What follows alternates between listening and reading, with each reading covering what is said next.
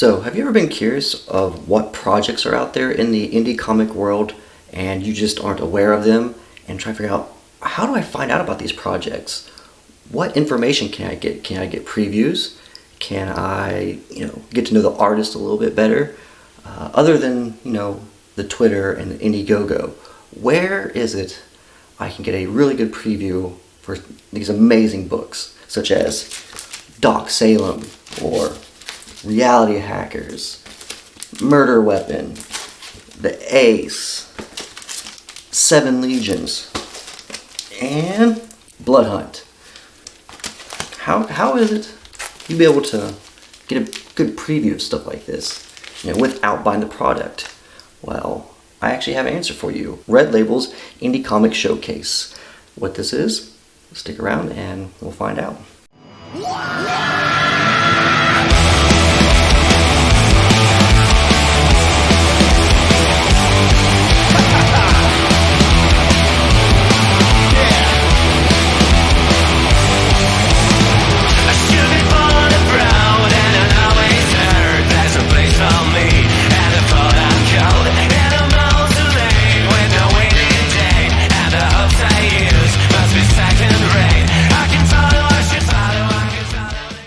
Today we're going to be talking about Red Label's Indie Comic Showcase.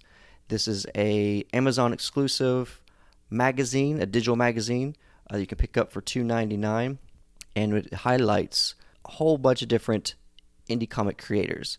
It's a good place not only for people to find new projects that they might want to back or look into or purchase, but it's also a good place, good outlet for creators to advertise their upcoming projects, or even a project they may have finished and want to have a second campaign, or just a way that you can purchase their comic and you want people to, or you want to put some eyes on that project. Red Label's Indie Comic Showcase might be something you're into. This first issue is 270 pages of 23 projects. That's pretty good for $2.99. So it's a big preview of all these independent comic creators.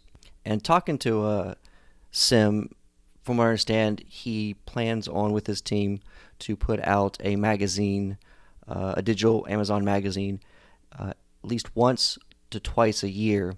And so I do encourage anyone with an upcoming project for the next year or so, get a hold of Simon Poitier and get you a spot in this magazine and use it as a source of getting your material out there.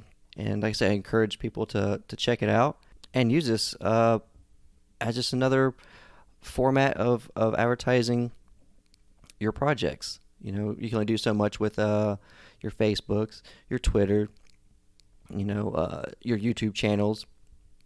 I think maybe the next step for this independent movement of comics is getting into these kind of digital advertisement magazines, or just magazines in general. Bring back that wizard kind of feel, with these previews. Have interviews with some of the creators in them. Obviously what projects they're working on, and just beyond. A place for us to really get to know the creators, bring in that audience, show the big guys that the indie scene is here to stay, and we can do anything and everything that they can, and at this point, better. There's a lot of hungry guys out there thinking of all this creative stuff and pushing themselves to selling these books. We got independent guys, hitting some crazy big numbers on these projects. Some as little as a couple grand, to 10 to 20 to 50. We're seeing guys, $500,000 to $1 million in sales in the independent side of comics. And that's crazy.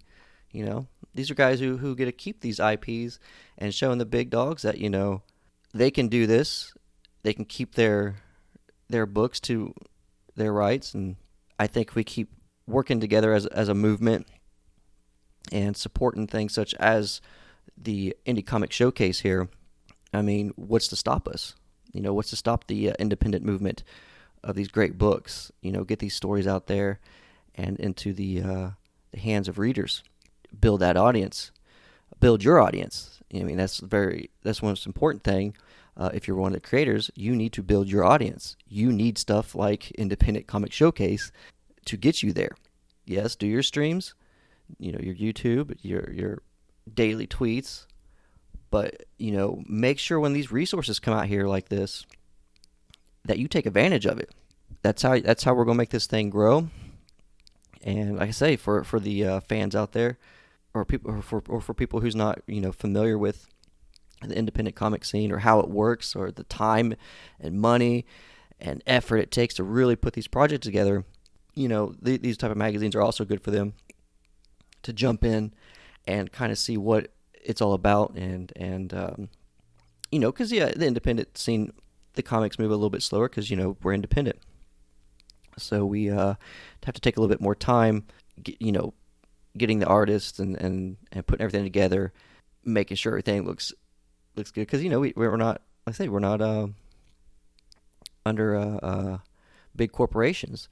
We have to generate excitement for our books in different ways. Because today's comics, sometimes it's just it's almost like a factory line in work. You just everybody just kind of picks up the next Batman issue or X-Men issue because it's out that month. It doesn't mean there's any heart into it or soul into the project. It's just, here's the deadline, they need that issue, boom, there it is. I love the independent side of things because you get to actually know the creators, know what they're going through to bring you these projects, and the effort and work it really takes to put into, or the work it takes to bring these projects to life.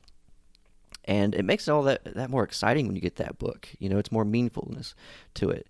And, it goes beyond just regular storytelling at this point. It's not just another issue that you picked up from the comic book store for the month. Like, oh, got this issue. It just brings a whole nother level of collecting these books. And so, yeah, I just really encourage creators and fans to take the time to check out things such as the Red Labels Indie Comic Showcase and really support these things.